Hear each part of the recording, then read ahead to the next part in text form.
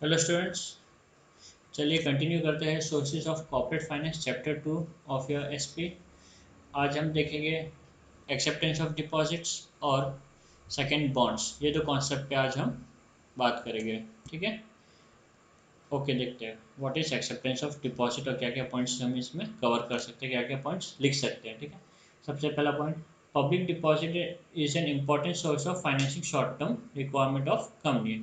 तो जो public deposit है, कंपनी बोरो करती है क्यों? अपने शॉर्ट टर्म को नीड करने के लिए। ठीक है ना, कंपनी के पास दो सोर्स है स्टूडेंट, एक तो है लॉन्ग टर्म, दूसरा है short term.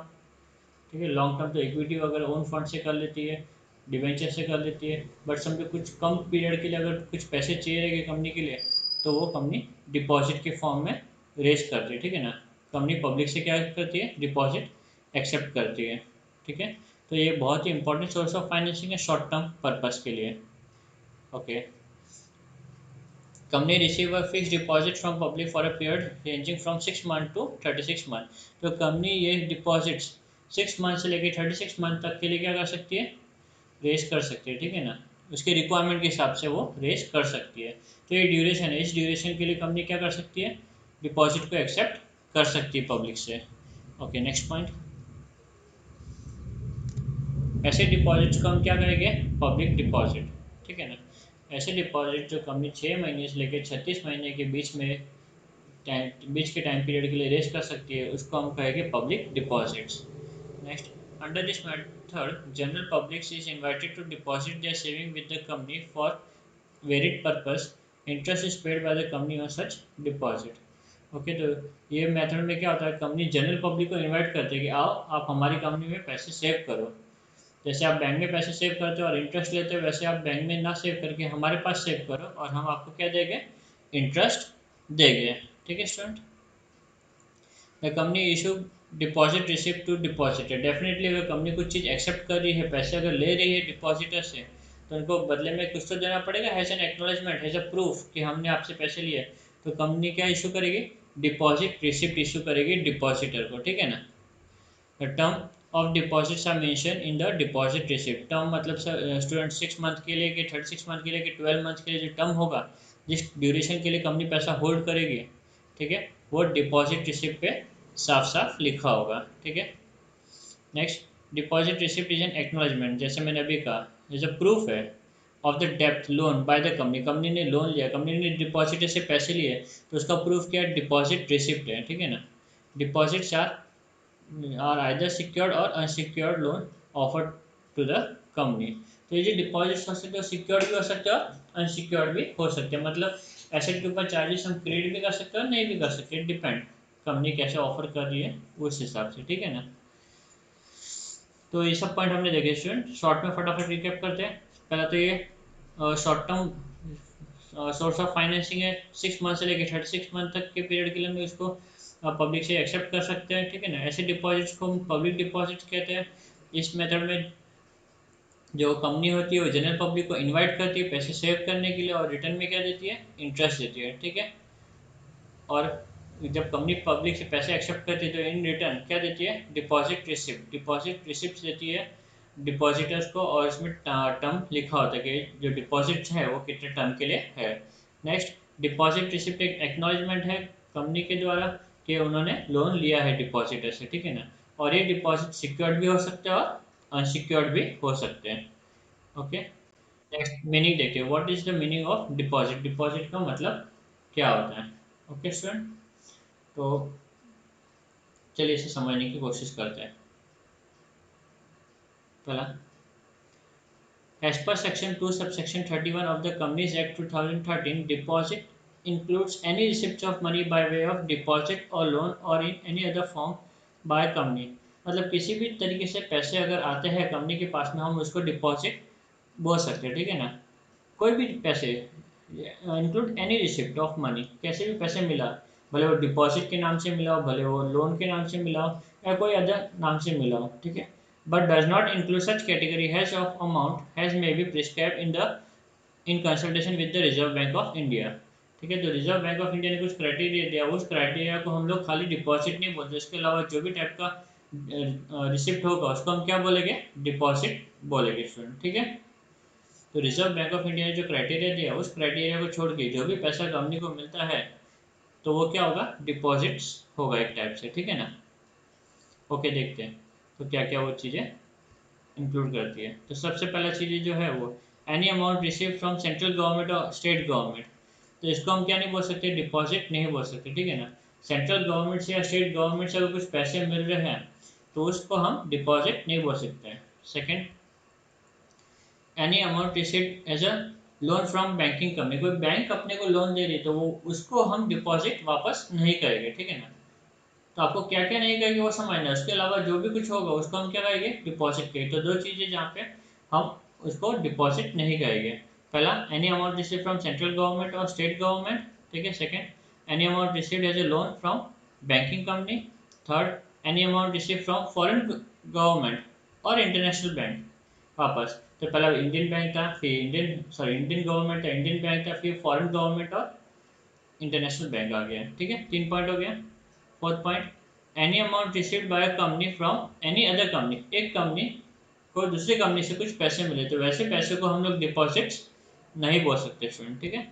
Next, any amount raised bye issue of commercial paper. Commercial paper students agreement type होता है, ठीक है ना। उसके थ्रू हमने कुछ पैसे रेस किए तो उसको हम लोग डिपॉजिट्स नहीं बोल सकते, ठीक है ना। Any amount raised bye issue of bonds. तो बॉन्ड्स अलग ही है, बॉन्ड्स को हम डिपॉजिट्स नहीं कह सकते, ठीक है ना। तो कोई भी पैसा मैंने बॉन्ड के थ्रू रेस किया तो मैं उसको क्या नहीं बोल सकता, डिपॉजिट नहीं बोल सकता।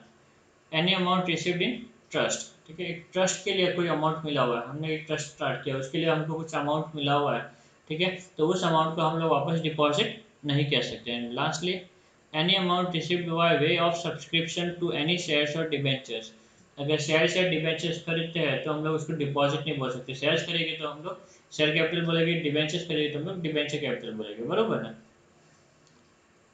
तो ये 8 पॉइंट को छोड़ के स्टूडेंट जो भी कॉन्सेप्ट होगा, ये 8 पॉइंट को छोड़ के जो भी पैसे कंपनी को मिलेगी उसको हम क्या करेंगे, उसको हम लोग डिपॉजिट्स करेंगे, ठीक है ना। तो याद रहेगा वो 8 पॉइंट्स। हम्म चलिए वापस एक बार रिकैप कर ले फटाफट समझने के लिए। सबसे पहले क्या था, एनी अमाउंट रिसीव, सॉरी पहले स्टार्टिंग से रिकैप करते हैं कि मीनिंग किस मीनिंग से स्टार्ट करते हैं। कोई भी पैसा हमें मिलेगा उससे हम क्या करेंगे, डिपॉजिट करेंगे। भले हम उसे डिपॉजिट के फॉर्म में डिपॉजिट मिला हो हमें, भले वो लोन मिला हो, किसी ने हमको ऐसे पैसे दिए, हम उसको किसी भी नाम से बोल सकते हैं, ठीक है ना। या कोई भी फॉर्म में हमको पैसे मिले हो उसको हम डिपॉजिट बोल सकते हैं। बट उसमें 8 चीज़ें कवर नहीं होगी। कितनी चीज़ें कवर नहीं होगी, 8। पहला, amount receive from central government और state government. Second, amount receive as a loan from banking company, ठीक है। Third, amount receive from foreign government और international bank. Fourth, amount received by company from any another company. एक company को दूसरी company से अगर कुछ अमाउंट मिला तो उसको हम डिपॉजिट नहीं बोल सकते। Next, amount any amount raised bye issue of commercial paper, ठीक है ना। कमर्शियल पेपर वगैरह के थ्रू, कमर्शियल पेपर भी एक सोर्स है मनी बोरो करने का, ठीक है ना। तो उससे भी हम डिपॉजिट्स नहीं बोल सकते हैं। Amount raised bye issue of bond, अगर हम बॉन्ड इशू कर रहे हैं तो बॉन्ड से जो पैसा मिलेगा उसको भी हम डिपॉजिट्स नहीं बोल सकते। Any amount received in trust, हमने एक ट्रस्ट स्टार्ट किया जिसके लिए हमने को कुछ अमाउंट मिला है उसको हम डिपॉजिट नहीं बोल सकते।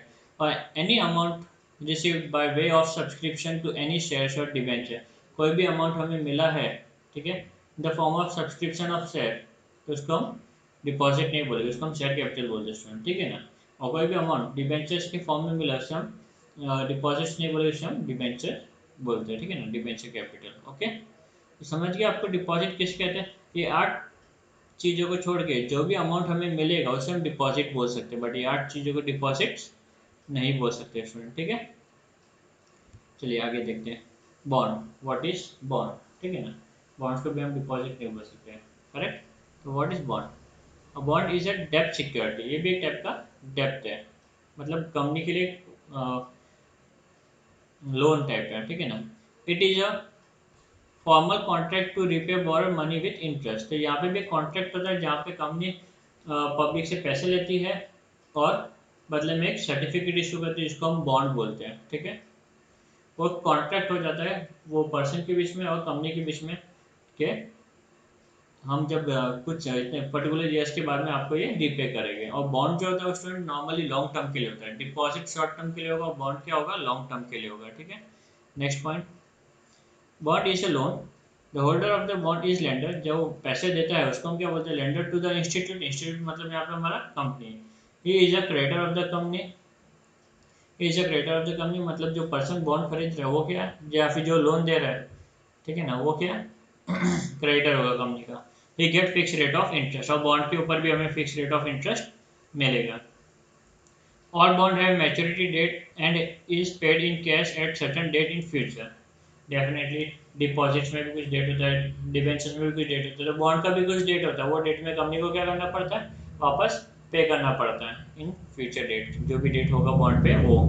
Okay, next, according to Webster dictionary, a bond is an interest bearing certificate issued by the government और बिजनेस फर्म। तो बॉन्ड क्या है, एक सर्टिफिकेट है, इंटरेस्ट बेयरिंग सर्टिफिकेट, मतलब वो सर्टिफिकेट पे आपको क्या मिलेगा, इंटरेस्ट मिलेगा। वो बॉन्ड कौन इशू कर सकता है, गवर्नमेंट इशू कर सकती है या फिर कोई बिजनेस फर्म इशू कर सकता है।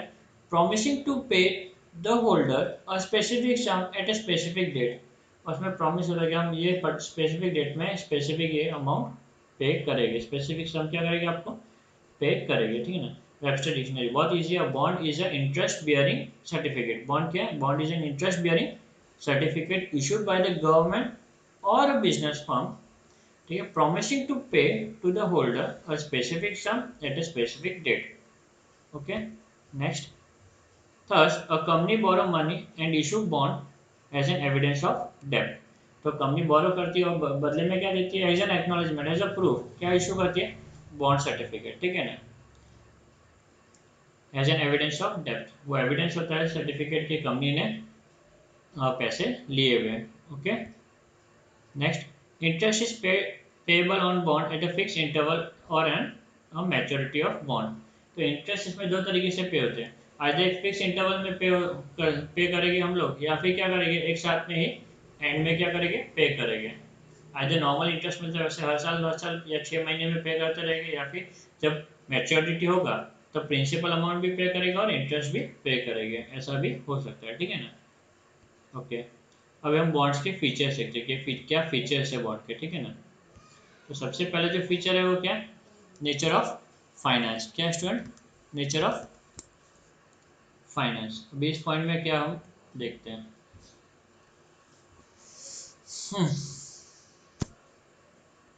इट इज अ डेप्ट फाइनेंस। क्या है ये, डेप्ट फाइनेंस मतलब एक टाइप का लोन है। ठीक है ना, बोर्ड फंड, डेप्ट फाइनेंस मतलब बोर्ड फंड है।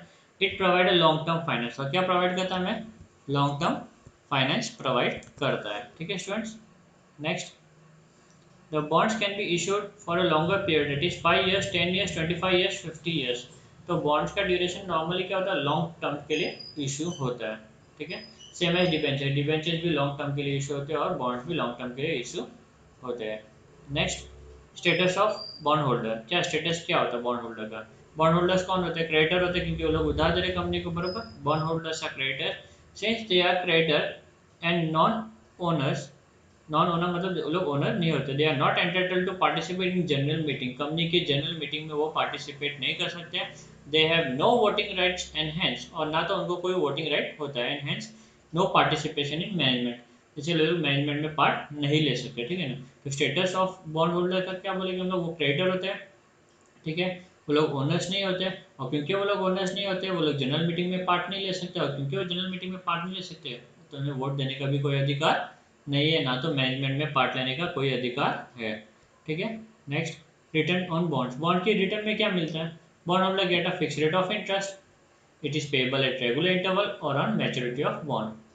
जैसे हमने पहले ही पढ़ लिया था बॉन्ड के जो कॉन्सेप्ट पढ़ रहे थे तभी हमने पढ़ लिया था कि जो इंटरेस्ट मिलता है वो आइदर रेगुलर मिलता है या फिर मैच्योरिटी के टाइम पे मिलेगा।